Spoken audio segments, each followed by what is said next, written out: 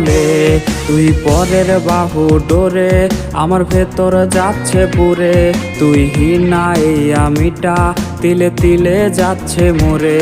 আমার পুরুষে পুরুক বুক তুই কুরারে তোর সুখ তবু মরার আগেও আমি দেখবো না রে তোর মুখ আমার মৃত আত্মাটা তোরে ডাকবে একদিন খুব আমি দেখবো সেদিন তুই ওরে কেমনে রবি চুপ